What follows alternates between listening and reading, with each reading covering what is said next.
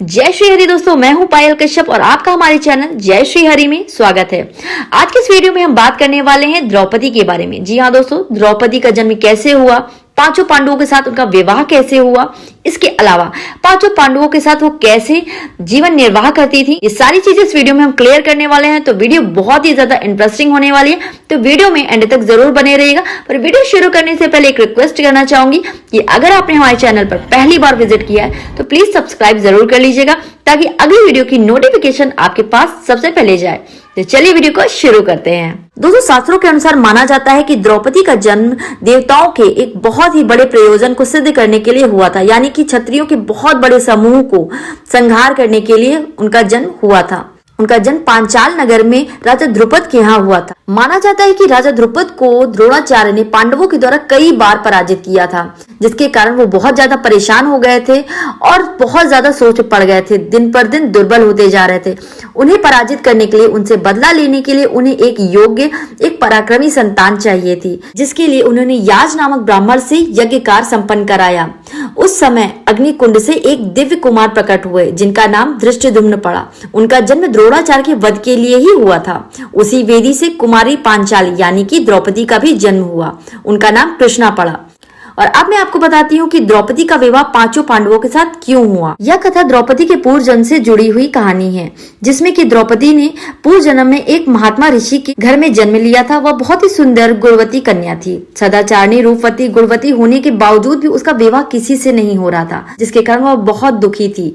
दुखी होकर के उसने भगवान शंकर की कठिन तपस्या शुरू की। कठिन तपस्या से प्रसन्न होकर महादेव ने उसे मुंह मांगा वर मांगने को बोला। भगवान शंकर के दर्शन पाकर वह इतने खुश हो गई, इतनी हर्षित हो गई कि वह 5 बार एक ही बात को कहती रही कि मैं सर्वगुण युक्त पति चाहती हूँ। तब भगवान शंकर ने कहा, ऐसा ही होगा, तुझे 5 भरतवंशी पति ही प्राप्त होंगे। यह सुनकर द्रौपदी बोली, मैं तो सिर्फ एक ही सर्वगुण संपन्न पति प्राप्त करना चाहती हूँ, तो आप मुझे 5 पतियों का वर क्यों दे रहे हैं। तब भगवान शंकर बोले, तूने मुझसे सर्वगुण संपन्न पति प्राप्त करने के लिए 5 बार प्रार्थना की थी, इसीलिए तुझे दूसरे जन्म में 5 पति प्राप्त होंगे। तो इस तरीके से भगवान शंकर की कृपा से द्रौपदी को अगले जन्म में 5 पति के वरदान प्राप्त हुए। तभी जब द्रौपदी का स्वयंवर हुआ तो अर्जुन द्वारा लक्ष्य भेजे जाने पर द्रौपदी और अर्जुन का विवाह तय हुआ। पर जैसे ही द्रौपदी को अर्जुन और भीम अपने निवास स्थान पर लेकर के आए, द्वार पे खड़े होकर के ही उन्होंने अपनी माता कुंती से बोला, माता मैं भिक्षा ले आया।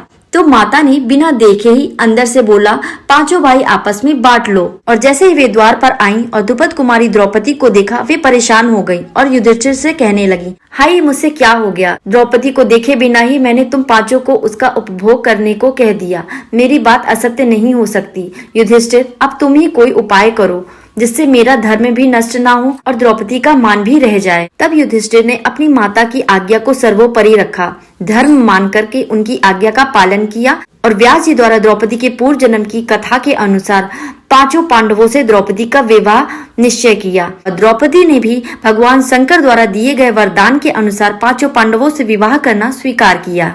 इस तरह द्रौपदी सदाचारणी, धर्मशील और पतिव्रत नियमों का पालन करते हुए उनके साथ जीवन यापन करने लगी।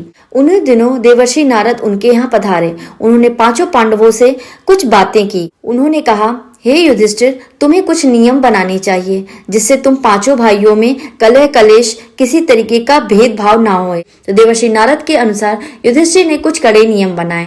नियम के अनुसार कुछ निश्चित समय तक के लिए हर एक भाई के पास द्रौपदी रहेगी। जब एक भाई द्रौपदी के साथ एकांतवास में रहेगा, तब दूसरा भाई वहां ना जाएगा। यदि कोई भाई वहां जाकर द्रौपदी का एकांतवास देख लेगा, तो उसे ब्रह्मचारी होकर 12 वर्ष तक के लिए वन में रहना पड़ेगा। तो इन्हीं नियमों की वजह से द्रौपदी के कारण कभी 5 पांडवों में कलह कलेश नहीं हुआ। तो दोस्तों, ये तो थी छोटी सी वीडियो। अगर वीडियो पसंद आए तो इसे लाइक जरूर कीजिए। चैनल पर पहली बार विजिट किया तो सब्सक्राइब करना बिल्कुल भी ना भूले।